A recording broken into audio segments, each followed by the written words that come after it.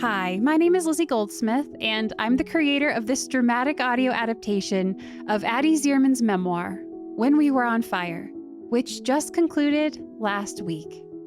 Today, I'm taking a trip down memory lane with Addie and voiceover artist Aria Sivick, as well as talking about where our spiritual journeys have taken us and what's next. Enjoy! Hi again, everybody. It's Lizzie Goldsmith, and we're here to talk about the last episode of the audio drama. I'm here with Addie Zierman, the author of When We Were on Fire. Hi, Addie. Hi. And Aria Sivick, our voice actor extraordinaire. Hi, Aria. Hi.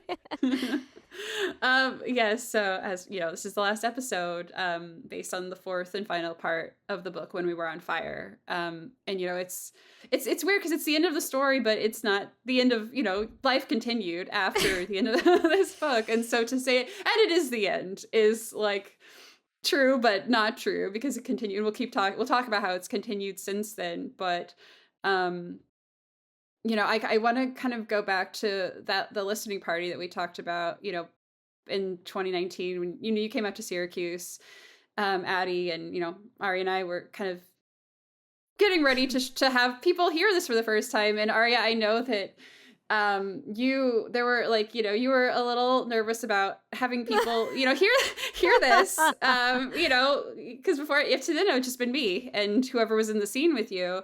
And I know the scenes you were the most nervous about were the scene where you sing, and then the childbirth scene. Like you're a little bit like, you know, like how, I don't know, like how that was I'm 19. I don't know. Yeah. Definitely maturity factor at the time, for sure. But yeah, I mean, I guess what it was like then, and just like looking at like the kind of the joys and challenges of portraying Addie in this project, like how did that all culminate for you? Yeah, I mean, so I'm still working on this. I'm a very self-conscious person, right? Like I'm very like I'm highly critical, right, of myself, and I think a lot of like creatives can relate to that. It's kind of like a double-edged sword, I find. And I think that it had been a long time since I had done anything like this, like even from like a theatrical capacity. And at the end of a show, right, people just stand up and applause, and then you go home. Here, and unless someone records it, which is like rare in theater because that's expensive and for like and rights and for a lot of other reasons. But this was, you know, it's like, oh, hello, all your work is here and listenable and forever, you know, like it digitized. And that was a new experience for me, and I think a lesson in confidence. Because like it was really, I do believe in the work. I think the work was good work, and I think it was important work, and I think that what has been created here is very special, and I think that there is absolutely merit to that. And especially scenes like where you do have to be more vulnerable. Like we work together a lot, Lizzie, on like what does labor sound like? What is that? You know, I'm like, I don't know. But you know, you listen to it. You know, and my exposure to labor, it was just like Mary birthing Jesus. You know, in various holiday films like over the years. So it's just, you know, pulling from that, right? And I think I think I had like a couple audio drama scenes that had like labor. Yes, and I was you like, did. Here's an example. Maybe if it's helpful, listen. Yes, like and that was helpful. Like, right, so we did our homework there, but then also singing. You know, singing had for the same reasons.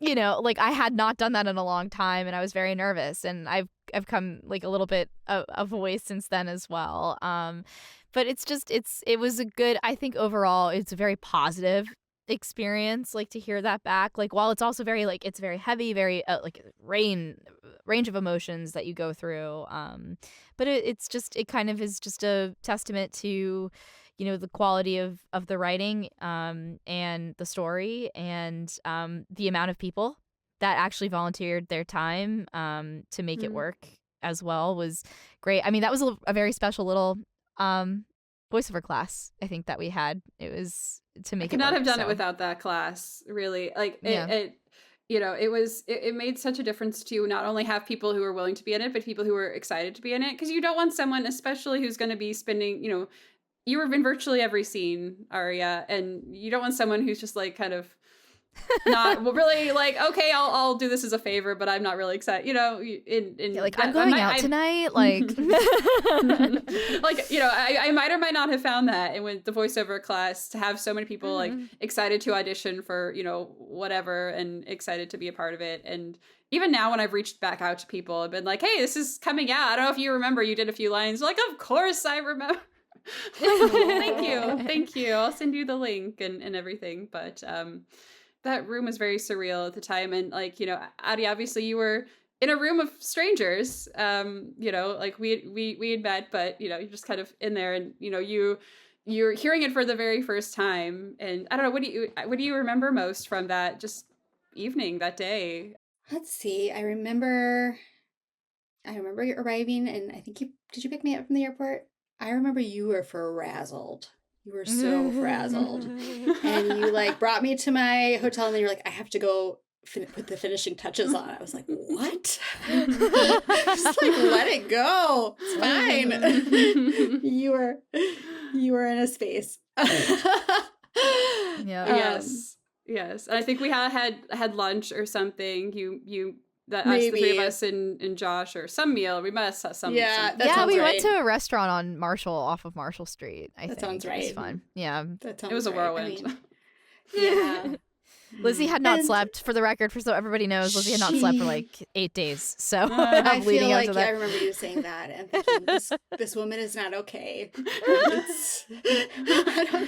I don't know how to help. And I just remember after it was over, I was like, I'm taking you to get a drink. I think you need to go to the bar. It was all just, I do remember I had this really profound experience that I remember now, where I was, because at the time all the music was, my composer hadn't finished all his music, and I was like, oh my gosh, and I was like, you know what, Lizzie, you can like think about all the things that are not perfect about it and be all like whatever, or you can just like be it's gonna be what it's you still have a story, it's still the story, it's complete, and let it be what it is, and it'll be a great experience. And I was able, like, I'm often not able to do, like, being a perfectionist, I'm often not able to like do that, and so being able to be like, okay, I'm just gonna, there's a shift that I was able to make before we listened. And I was so glad, because of that, I am able to remember it despite the sleep deprivation and like a lot of the stress that, like, I was able to be pretty present and fully present in it. And so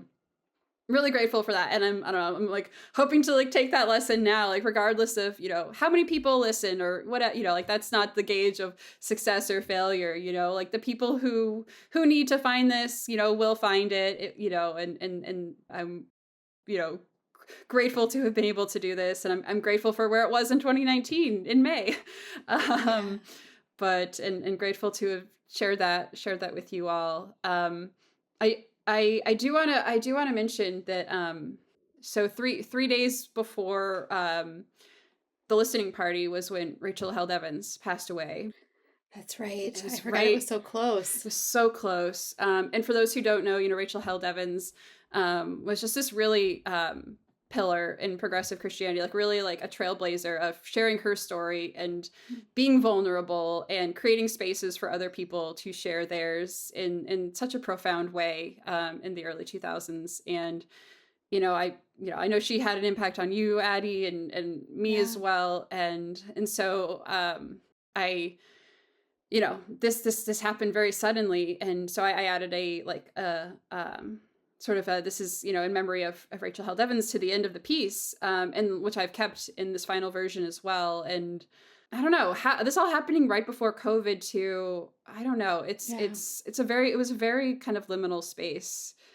And I mean, we haven't even talked really about the story itself yet, but I did want to take a little bit of time to reference that listening party, because it was the coming together. It was very strange as an author, because typically, you write your book and then people receive it in the privacy of their own homes.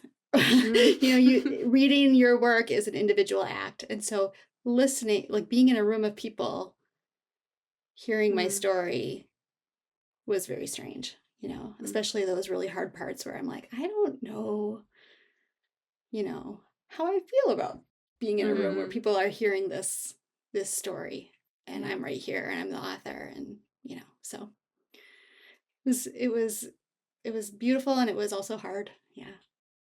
Yeah.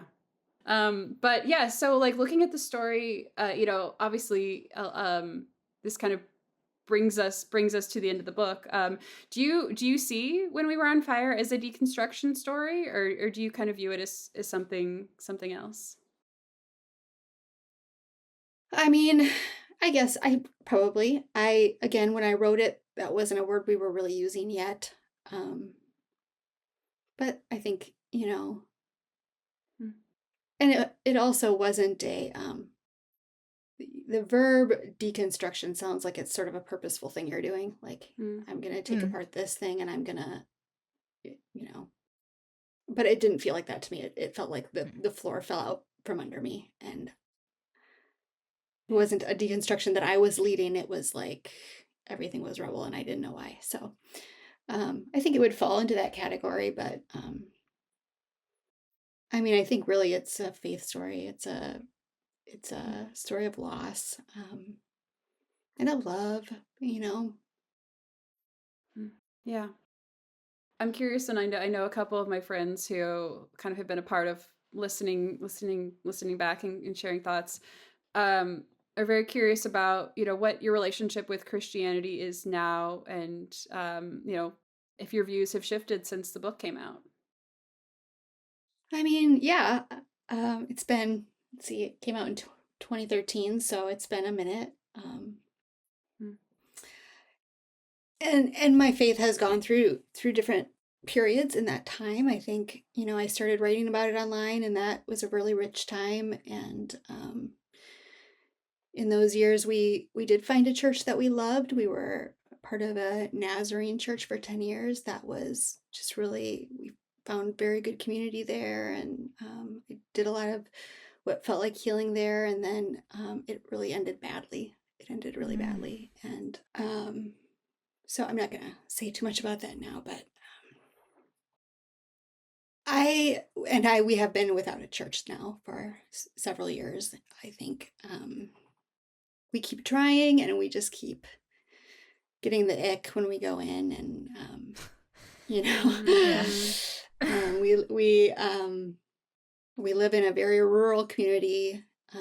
I'm drawn to mainline, but rural mainline is not sexy. It's just like really a lot of organ and bell hand choir, and, you know, so that doesn't really feel like home. And then even the non-denominational churches feel like too much. And so I think I'm finding myself, I think probably where a lot of people are finding themselves now, just feeling like I don't fit anywhere, and trying to figure out then what it looks like.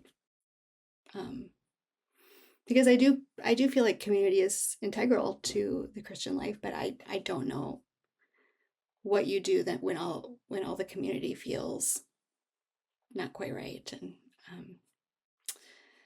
Andrew's better at reading the Bible than I am. He's very into like Bema podcasts, the Bible Project, those kinds of spaces, always kind of digging into questions, and he's just feels like there's room for everything. There's room for everybody. His relation to his faith is so lovely. And I think I felt like I had healed a lot from my cynicism in that church, and it kind of came rushing back when that devolved. So I'm still trying to make peace with that. And so I don't know. I guess the questions doesn't really have an answer. I don't know where I am right now, but I do still believe in the story and the message of Jesus. And even as my views and my theology have gotten much more progressive, and I feel in the no man's land as far as community, I do think there's beauty, and I hope redemption in my story going Mm. forward, and belonging. Mm. Yeah. Yeah, no, and I guess we did in terms of where this episode, I'm sure if you're listening to this, you've heard the last episode or you've read the book, and in terms of it kind of ending on this hopeful note of, like it's a lot, a lot I don't know, but we've decided to stick it out, and that feels like part of healing. That feels like the right step at this point. And yeah, and I don't know, I don't know, to me when I think of, the relatability of the story, I guess personally it's that like a lot of those of us who have gone through deconstruction, have gone through faith shifts, have like kind of taken that look of what we grew up with in a deeper level, have maybe gone all sorts of different directions, but I think we all started in a similar place of it's so universal, and I think I'm hoping that people who read, people who listen to this audio drama, regardless of like where they go next, that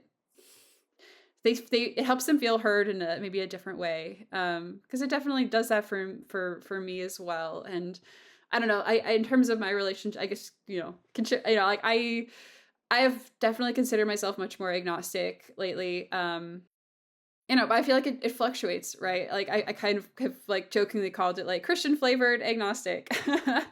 And I love the Advent season, the church year. I walked the Camino de Santiago in Spain, and I didn't walk it really for spiritual reasons, but I know that the fact that it was a Christian pilgrimage made it more meaningful than if it had been a Buddhist pilgrimage. Like that relates to my background. A lot of the music, so it's kind of at that point where like, I don't know what's literally true, and I don't really feel like I need to, but that does kind of make you a little bit of a nomad. It's like, where do you find that community? And I think that's what I've been bumping up against lately, is like, because I these stories so resonate with me, like your story, Addie, and other people's stories. And it's like, I want to be with people who relate to these stories too. I don't want to just step into this like agnostic atheist space where we just like never talk about it. Not that that's what you do in the, I don't know what they do in the, but I don't want to get to a place where I never talk about it anymore. And like there are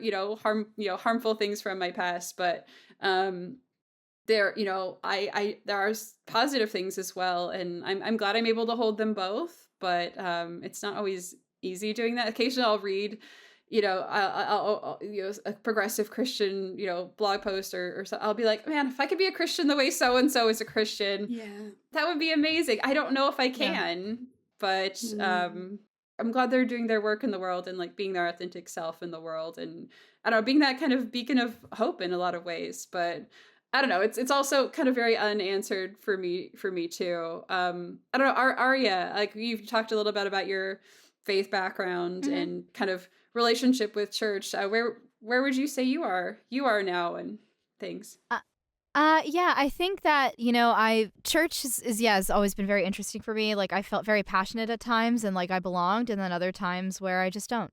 And just because I have been bopping around a lot. And I've also had, partners boyfriends throughout my life, like, and occasionally a fiance, and where that your church decisions are absolutely influenced by that, and I have to say that none of them have felt genuine. So, and that could be disheartening, but that can also, I think, point you in other directions. Like I sympathize, and I with you, Addie. I absolutely do believe that there is a God in the message of Jesus in the world, and especially with everything going on in these days. It's a very turbulent time. But I crave that community. I seek that community. I understand that pain of when you find something that's just so great. And I did find that here actually when I moved to Orlando with a group of women. And shortly after, that was in 2019. But that through life's ups and downs, right? Like everything changes, and that changed, and since then I've been struggling.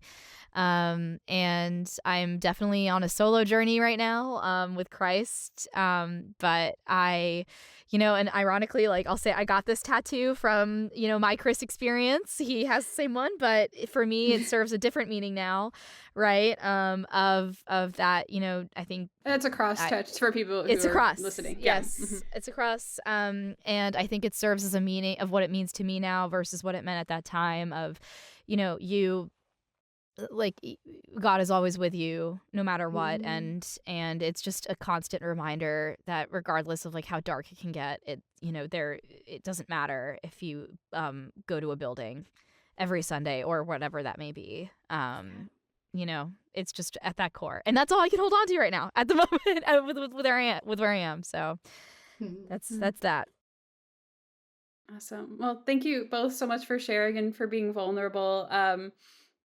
I want to ask, like, what your life looks like now, both as creators and just kind of continuing on in your life. I have been working in corporate America for the last 6 or 7 years. I work as a technical writer at a medical software company, which is fine. I after what happened with our church happened, I tried to keep writing online, but really struggled to keep it up, and it felt like I didn't know how to talk about what had happened, but I've always kind of been vulnerability has been my thing, and so I felt like I was not coming authentically to the space, and so when work got busy, it just felt like time to just step back and give that up for a while.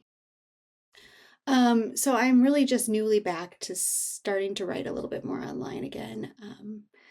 And that has felt good, if a little scary.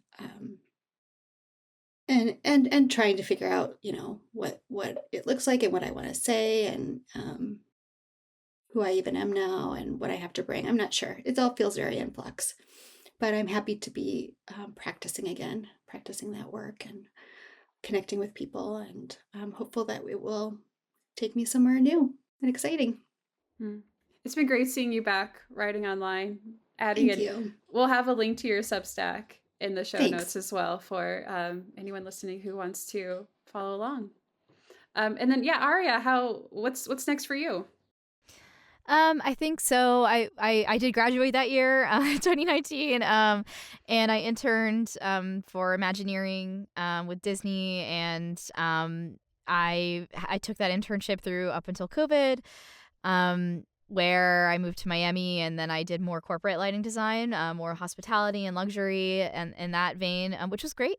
But I also felt that I needed that creative influx, in back in my life. So that's where my voiceover business kind of kicked over again. And honestly, in this project was a huge leaping, like a kind of a incubating, like little leaping off point for me to start that business. So that's been in business technically, since 2021, and that's always, and as it's, I work full time back again for Imagineering. So obviously, right, like that is absolutely the priority, and I love that job. But I also love voiceover, and I try to find, where that fits into my life. And I've been I've worked on some pretty cool projects, and I love my current clients, and I'm definitely interested in pursuing and continuing to pursue that. And I think that this is just wonderful that this is coming back on the scene as well. Yeah, it's 6 years. Wow. It's definitely been something where, as someone who made this, who knew I probably wouldn't make another audio drama for a while, just, it being just a great time of having the school resources and people and everything and the time. And I work as a podcast producer for a company called CityCast right now, which has been a great experience, daily local podcasts around the country. But yeah, this has always just kind of been sitting there as like, well, I would love to get this out as a podcast if, circumstances align so it can do that. And so it was just lovely that this was the year that ended up happening. Last year was a really hard year in my life. So I know we started talking, I think, Addie, last year about this. And then like, I was like, oh, I'm glad you didn't reach out later last year, because I would not have been in a place to be able to do it. So 2025 ended up just being, it was the year it needed to be. And very, very glad. And so like in that, like, I'm actually very excited to see because I don't know what's next for me. I love sound design. Re-engaging with this reminded me of just how much I loved this project, like at every stage. And just, I'll just take every opportunity I can to like, just thank you, Addie, for letting me just like, be a part of, like kind of tell your story in this way and adapt it in this way. And, like it was such a privilege and an honor. And now like, finally closing the book on that. It obviously will still be out in the world to listen to as a podcast, but there will no longer be that sort of what if and will it and one day in the future, like we'll have like put a beautiful, beautiful bow on it. And I'm excited to take some time and reflect and think about, what does it look like to me as a creative person, and audio wise, writing wise, like excited to see what's next, and excited to see, the impact this story in your story continues to have. And so thank you both again. And to everyone who was, all, 45 people who are in this, and, those who have listened over, the years and given feedback, and, Skylar White, who did the artwork, so many people. They're thanked on the website and in the show notes, but I just wanted to do a verbal shout out to everyone who help bring this project to life. It was definitely not a solo endeavor. So it was labor of love all around.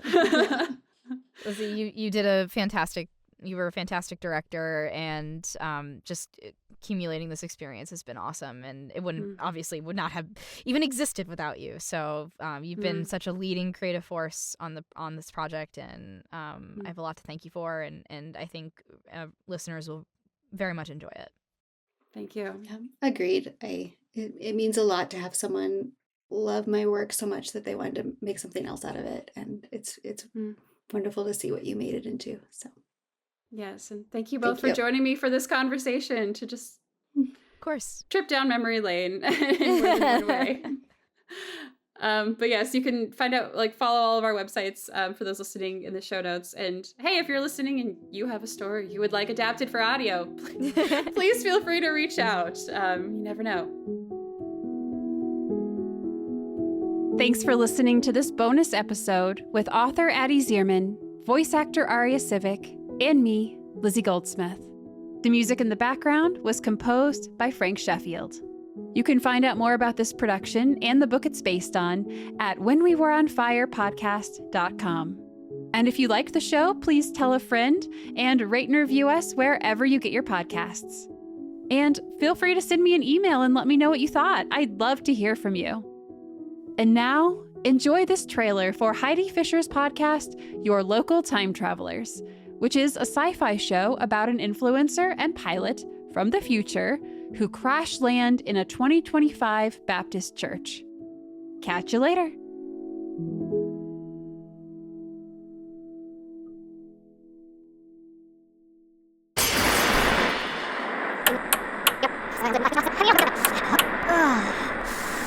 I'd like to complain. Dude, something went very wrong in transit. You're a cat. And now we're stranded in the past. By the looks of it, I'd say about 2025. I think we're in a church. Whoa! How on earth did you manage to revert back? New goal. Get home on our own. And that's gotta show all of them how capable we are. We get one person here to be different. Just one Baptist to go against the grain. That's our ticket home. Same boat Baptist church. Quaint. There's a misplaced S. Oh, I see. It says Baptist Church. Quiet. Your Local Time Travelers. Available on all major podcast platforms.